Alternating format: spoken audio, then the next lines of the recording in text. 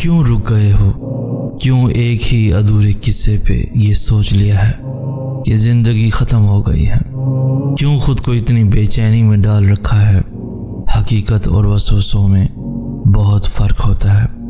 تمہارے وسوسے جس چیز سے تمہیں خوف زدہ کرتے ہیں، تمہارے رب کے پاس ان سب وسوسوں کا حل موجود ہے۔ اگر تمہاری مشکلات بڑھ گئی ہیں تو یہ کیوں بھول بیٹھے ہو کہ تمہارے رب کی پہنچ اس سے کہیں آگے ہے؟ تمہارے رب کی رحمت ان خدشات سے بہت افضل ہے، تو پھر کیوں ہاتھ پہ ہاتھ دھرے بیٹھے ہو؟ زندگی اسی کا تو نام ہے کہ گرنا اور پھر گر کر سنبھلنا۔ ابھی تو ان گنت دفعہ تمہیں گرنا ہے اور پھر سے سنبھلنا ہے، پھر سے اٹھ کھڑے ہونا ہے۔ تو پھر چھوڑو اس ضد کو، جو چلا گیا اس کے حق میں سلامتی کی دعا کرو، اور جو پاس ہے اس کے لیے پردہ داری کی دعا ہے کہ ہر انسان پر پردہ پڑا رہے، اور یہ جو دو چار رشتے باقی ہیں وہ قائم رہیں۔ اور یاد رکھو، اللہ کے سوا نہ کبھی کوئی تمہارا بنا ہے اور نہ بن سکتا ہے۔ تمہیں دوسروں کے لیے نہیں، اپنے لیے آگے بڑھنا ہے۔ اتنا چلنا ہے کہ ساری پرانی یادیں، خلیشیں اور تلخ لوگ پیچھے رہ جائیں اور تم ان سب سے باہر نکل آؤ۔ کائنات کی نظر میں تم کبھی سرخرو نہیں ہو سکتے، اور نہ تمہیں دنیا کے لیے خود کو وقف کرنے کی ضرورت ہے۔ تمہیں اللہ کی نگاہ میں سرخرو ہونا ہے، اور اپنے ارد گرد سانسیں لینے والے انسانوں پر بھی۔ کب کون کیسے اس جہان فانی سے رخصت ہو جائے کچھ اندازہ نہیں۔ تو پھر یہ جو چند لمحے ہیں انہیں جی لو، جی بھر کر، اور دوسروں کے لیے بھی یہ سانسیں مشکل نہ بناؤ۔ ہم جو سوچتے ہیں یا جو بھی خیال ہمارے دل میں آتا ہے، اس کی بھی کوئی نہ کوئی وجہ ضرور ہوتی ہے۔ وہ خیال ایسے ہی نہیں آ جاتا، دل میں اللہ کی طرف سے ہی ہوتا ہے۔ اکثر میرے دل میں ایک بات آتی ہے کہ کیا جو لوگ کسی کے لیے اچھا نہیں سوچتے، کیا وہ بھی اللہ کی طرف سے ہوتا ہے؟ اس کا جواب پھر خود ہی مل گیا کہ وہ خیال شیطان ڈالتا ہے، وہ ہمیں اللہ سے دور کرنے کے لیے کرتا ہے۔ اللہ تو بس یہ دیکھتا ہے کہ اس کا بندہ یا بندی کیا شیطانی وسوسوں میں آئے گا یا نہیں۔ ہم آ جاتے ہیں، ہم کر بیٹھتے ہیں جو وہ کروانا چاہتا ہے، مگر اللہ تو اللہ ہے نا، کیسے بھٹکنے دے گا اپنے بندے کو؟ پھر ڈالتا ہے وہ خیال جس سے انسان دھیرے دھیرے اللہ کی طرف پلٹتا ہے۔ یہ وہی خیال ہے جس کا ذکر پہلی سطر میں کیا میں نے۔ ہم اللہ کی طرف ایسے ہی نہیں لوٹ کے آتے، اللہ ہمیں اپنی طرف لے کے جاتا ہے، لیکن ان کو جو واقعی اس کی طرف لوٹ کے جانا چاہیں۔ اگر رشتہ نہیں نبھا سکتے تو چھوڑ دیں، بے شک چاہے بیچ راہ میں ہی صحیح، لیکن چھوڑ دیں۔ ساتھ لے کر چلتے رہنا اور ایک موڑ پر آ کے یہ کہہ دینا کہ اب ہم نہیں چل سکتے ساتھ، یہ لائن اتنی تکلیف دہ ہوتی ہے انسان سوچ بھی نہیں سکتا۔ اس لیے جب نہ چلنا ہو، رشتے کو نہیں نبھانا ہو تو صاف کہہ دو۔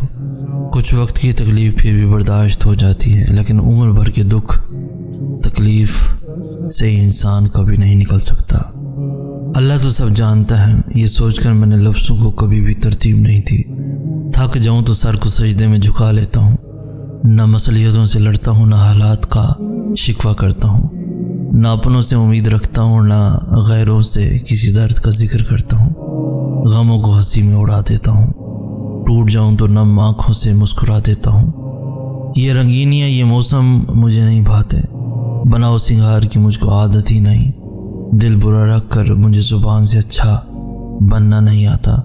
میرا مزاج کبھی اس دنیا سے ملا ہی نہیں، جس کو چھوڑ دیا اس کو پھر میں نے کبھی پلٹ کر دیکھا ہی نہیں۔ زمانہ کہتا ہے مجھ کو سلیقہ نہیں زندگی گزارنے کا، اور میں سوچتا ہوں یہ وہی ہیں جنہوں نے کبھی مجھے سنا ہی نہیں۔ صبر کی آیتیں مجھے یاد رکھنی نہیں آتی، تھک جاؤں تو اللہ کی آغوش میں پناہ لے لیتا ہوں۔ روز سناتا ہوں اللہ کو غم کا وہی پرانا قصہ۔ ہاں، مجھے دکھ کو لفظوں میں پیرونا نہیں آتا، مجھے لوگوں کے لحاظ سے بدلنا نہیں آتا۔ ہاں، میری دعائیں میری ہی طرح سادہ ہیں، میری نیتیں بس اللہ جانتا ہے، میری ذات میں انگنت عیب ہیں، مجھے دنیا سے لڑنا نہیں آتا۔ میں ٹھیک نہیں ہوں میرے پیارے اللہ، میں بہت درد محسوس کر رہا ہوں، میں ریزہ ریزہ ہو کر بکھر رہا ہوں، مجھے تھام لیں، سنبھال لیں۔ جس معجزے کی میں آپ سے امید لگائے بیٹھا ہوں اس کو کر دیجئے، بے شک آپ ہی قادر ہیں۔ میری دعا پر کن فرما کر مجھے سکون دے دیں۔ میری خواہش بہت چھوٹی ہے، آپ کی رحمت بہت وسیع ہے۔ میرے ساتھ نرمی کے معاملات فرما کر میری ادھوری دعاؤں کو پورا کر دیں۔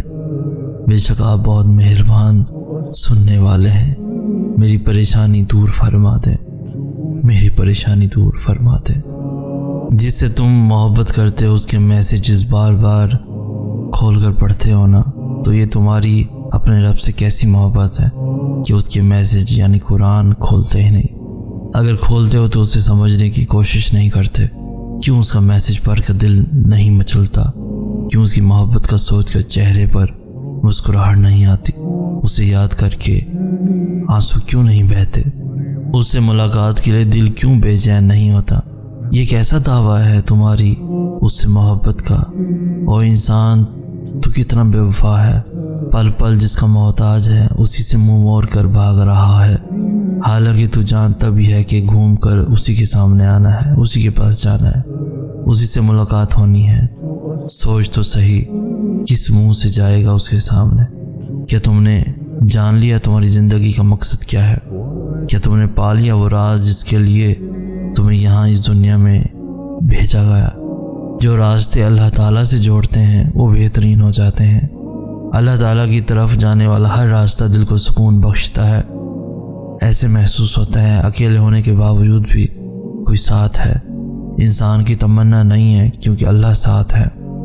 کوئی چھوڑ دے تو تب بھی دل تشکر میں ڈوبتا چلا جاتا ہے۔ ہم مصلحت سمجھ کر شکوے کے انبار نہیں لگاتے۔ وہ رحمان ہے، اس سے جڑنے والے غنی ہوتے ہیں۔ جو اسے جڑتا ہے وہ اسی کے دل میں ہمیشہ کے لیے بس جاتا ہے۔ زندگی کے چاروں اطراف میں محبت الہی ہوتی ہے اور ہم ہوتے ہیں۔ بس یہ الفاظ ہوتے ہیں، مبارک ہو تم نے اپنے رب کو پا لیا۔ کسی کو غلط کام کرتے ہوئے دیکھو تو خدا نہ بنے، خدا کے لیے یا تو آپ اس کے لیے دعا کیجئے یا پھر خود اس سے جا کر سمجھائیے۔ لوگوں میں اس کا تذکرہ مت کیجئے، کیونکہ اگر اس نے اللہ تعالیٰ سے معافی مانگی تو آپ کا کیا بنے گا؟ یہ چھوٹی سی بات پر عمل کیجئے، انشاءاللہ آپس میں محبت بڑھے گی۔ اللہ تعالیٰ کو بھی ہم سے یہی مطلوب ہے کہ ہم اسے یاد کریں، ہم اسے محبت کریں، ہم اسے بار بار بلائیں، اس کے پاس جائیں۔ مگر مسئلہ پتہ کیا ہے؟